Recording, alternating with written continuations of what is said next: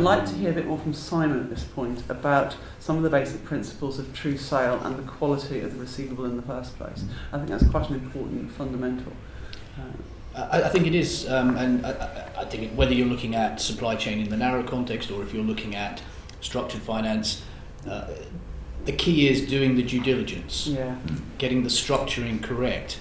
It's all very well having wonderful systems in place, but if ultimately the underlying asset, the receivable itself, is not of the right quality, you're going to be in trouble. And that's everything from the creditworthiness of the buyer, which is relatively easier to quantify, to looking at the underlying asset. So for example, if you are doing a supplier-led transaction and your contract receivables will obviously be linked to the underlying contracts, what risks do you have there that are not apparent from the systems that you're employing? So you're looking at the contracts themselves. You know, who's taking the dispute risk, for example? Who is looking at the contract terms and working out, you know, everything from the basic, does the buyer have a set-off right? Are there counterclaims? When is the asset payable? Does that match with the financing that's being put in place? Who is doing all these checks? I think that's fundamental and sometimes gets a little bit lost in the sort of the overall overview of the product that's being provided. If you're looking at seller risk as well, you may be able to spread the risk with multiple suppliers, but again, who are they? What's their track record on this? Whether you're looking at some sort of PXF deal or sort of the narrow supply chain concepts, it's the same principles time and time again that you can't get away from. I think also depending on where your customers are, you know, what are the laws involved in that? It's not just necessarily the law that you decide to do your transfer arrangements under. You may do an English law receivables purchase document, but if your customer, if your debtor is based in Vietnam, for example, then what's involved in actually perfecting that transfer? Do you have what you think you have? Very important to get that checked. And you can do generic surveys in countries, but nothing replaces getting the detailed information from country to country. And it may be something as basic as, did your buyer actually sign up to this document? Have you got the right signatures? Because if not, are they bound? And obviously this is more important on the more bespoke transactions than perhaps on some of the platform transactions where it's a bit more of a portfolio approach. But likewise, it's looking at that, especially if you have a buyer-led program, you want to know that the buyer is going to be on the hook for what you think they have signed up to. So that sort of basic level sometimes gets forgotten. So being the lawyer, obviously I will keep plugging that point.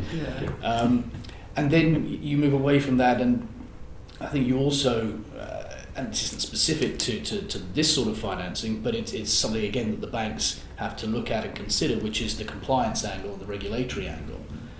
And from a compliance perspective, I was asked a question the other day on KYC.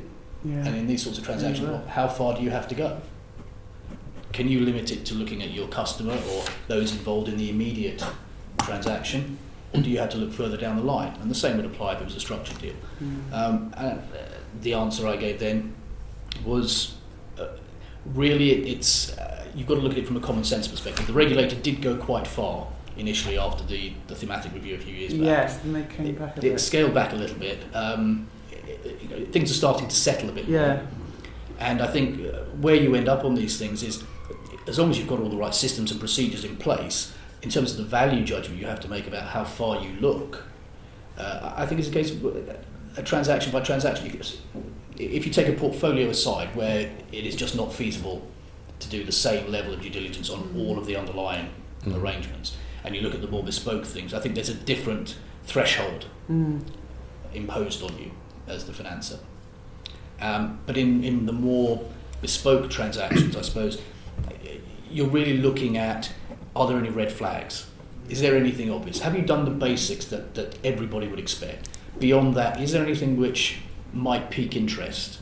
And if it is, I think you are beholden to really look at a bit more. I always say, if you were going to stand up in front of the regulator and have to explain yourself, and you felt a bit uncomfortable going in, then you probably didn't do enough. If you are there and you are comfortable and there are no red flags, nothing to pique the interest, then I think you're probably okay as a rule of thumb. But I mean, it's difficult to know sometimes with regulation. They will obviously change from country to country and perhaps even from individual to individual. But I think as a rule of thumb, that's where I would come out. Right, and how do we feel about KYC? Well, I think that the point of KYC is often quoted by customers as part of the challenge of working with banks and one of those critical success factors in terms of the pace and speed of execution of the program.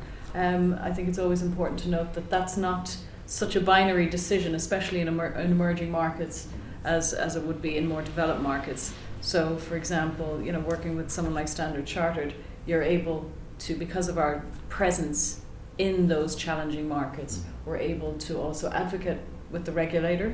These standard definitions will help to drive that local regulator understanding of which are the structures, which are the products and the risks associated, which will in turn allow the banks to have an improved KYC delivery, if you like, to our customers. I'd like to hear from Soren, because I know it's close to your heart. No, this is important, Yeah. and I would love to have you come visit our regulator in Copenhagen and explain what you just said. Love it. Because obviously they are a bit further away from that, and being such a dominant bank in our market, they look at us and say, well, if you go beyond the borders of Denmark, you're in trouble. That's sort of their first line, and then we take it from there, right? And obviously we do, but one of the reasons why we as an institution have said we want to do this for our customers, but predominantly in the European region, if you will, is exactly because of these things. I mean, we are not anywhere in Asia or anywhere in North or South America. Therefore, if we want to take on a KYC AML screening process on relationships outside that region, we have to employ a totally different regime through independent advisors or legal firms, and then just the cost of that becomes prohibitive to your business case. Well, I think that's also very unique to the bank that you're working with. If you're able to offer retail, commercial, and institutional banking in that market, where you are seen to be contributing to the growth of that market, to the sophistication in that market for domestic suppliers and industry, and participating that, it is clearly very well regarded. I think we have to recognise, sadly, that we live in a very imperfect world when it comes to KYC. I mean, first of all, KYC, for somebody who's been around 30 years, like I have, is a reasonably new discipline. And because it's new, it's rather diverse, it differs around country by country. I know some of the supply chain programs we're working on where, for example, we may be delivering the program in Singapore, but onboarding, I'm sorry for the term, I don't like it, but onboarding suppliers in various Asian countries. They therefore have to comply with the Singapore standard, which I make no judgment of, but it's different from the Hong Kong or the Vietnamese one. Now, when you look at banking, we've evolved an ISDA, which is a uniform industry standard for our trading rooms. We've evolved a standard master risk participation agreement. A challenge for us is to maybe get to a global standard on KYC. If we get there, the implementation of a lot of this is going to be easier. But at the moment, it remains a challenge for us. I think that's a really important point. And I think I see different initiatives actually moving towards that. You have the LAI, which is an initiative taken globally by having a legal identifier for all corporates. That will probably help us once it's out there. Then you have SWIFT that are looking now to do KYC register from the banks.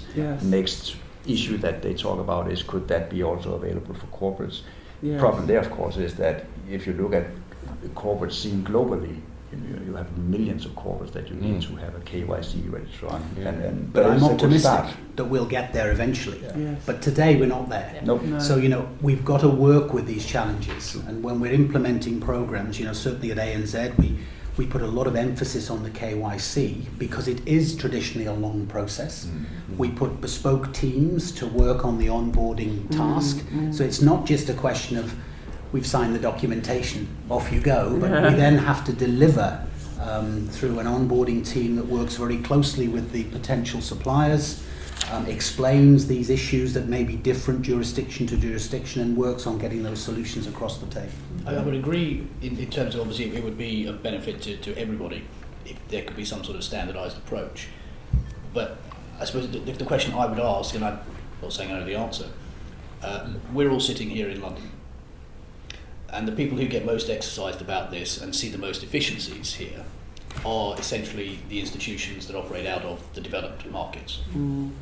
What is the incentive on the non-developed markets to effectively bring their regulatory environment up to the same level? Because that's what we're talking about. It's not going to be a case of the UK or the US dumbing down their own. It's going to be a case of trying to bring standards elsewhere up